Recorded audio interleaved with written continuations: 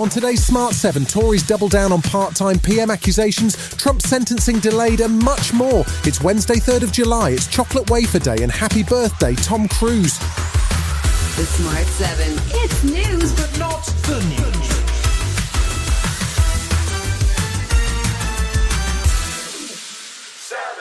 It's the final day of election campaigning before polls open on Thursday, and frankly things have been getting quite chaotic in the Tory campaign. Rishi Sunak was up early on Tuesday, handing out McDonald's breakfast to commuters, while the Tory campaign went on the attack over remarks from Labour leader Sir Keir Starmer about keeping Friday evenings for time with the family. Tory HQ went into overdrive on social media and through spokespeople, including former Attorney General Sir Geoffrey Cox. It is totally unrealistic and complete nonsense. No minister can knock off at 6 o'clock. The reality is Keir knows it. The question is, why is he saying it? He knows perfectly well that at 6 o'clock the Prime Minister cannot just knock off. Part of the reason is that his wife Victoria is of Jewish heritage, and there was support from senior Jewish figures who described the Tory attacks as ill-judged and unfair. Starmer himself was asked at a campaign stop in Nottinghamshire whether he was concerned that spending time with his family on a Friday evening would, in the words of the Tory attacks, make him a part-time Prime Minister. This is just increasingly desperate stuff. I actually can hardly believe that 48 hours before an election, the Conservative Party has got nothing possible positive to say as they go into it.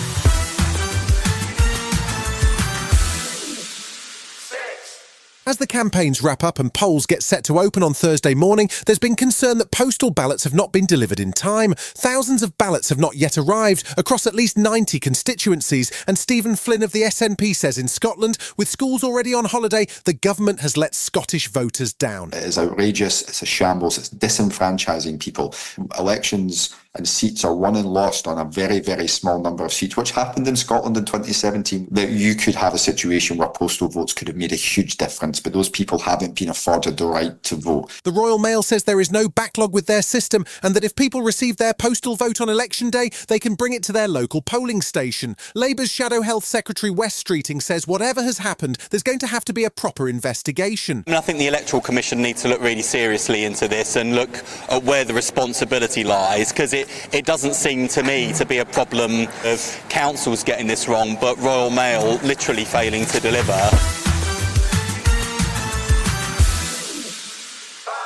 The repercussions from the US Supreme Court ruling on presidential immunity continued on Tuesday.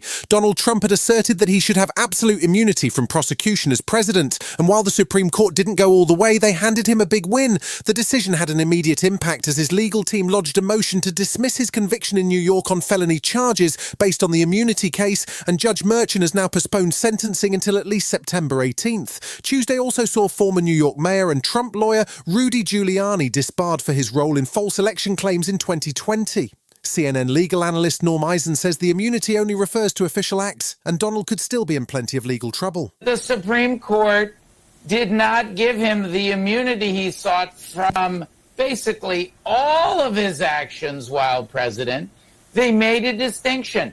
Official acts are immune, but unofficial acts, you can be prosecuted.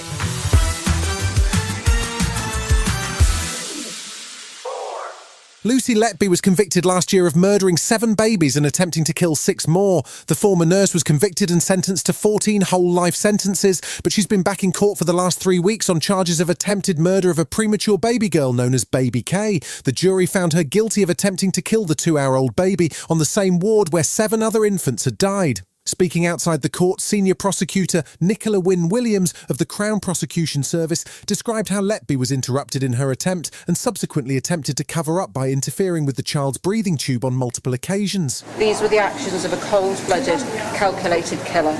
Our thoughts remain with the family of Baby K and the countless others affected by Letby's crimes. The Crown Prosecution Service would like to thank all those involved in this prosecution for their help in securing justice in this case. Still to come on today's Smart 7, shocks and surprises at Wimbledon, and Eddie Murphy makes a 40-year comeback. Right after this. Welcome back.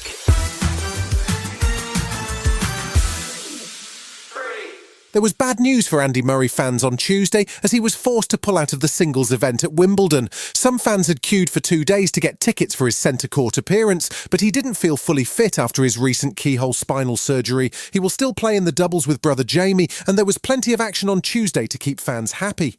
Several big names sailed through, including another recent hospital patient, Novak Djokovic, along with Ons Jabeur and Britain's Harriet Dart.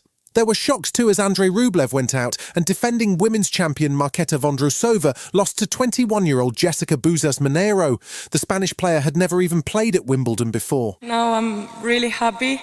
I think this is one of the most important moments in my life, in my career here in this court. This is amazing. The atmosphere here, the tournament is most of the beautiful tournaments that I ever played.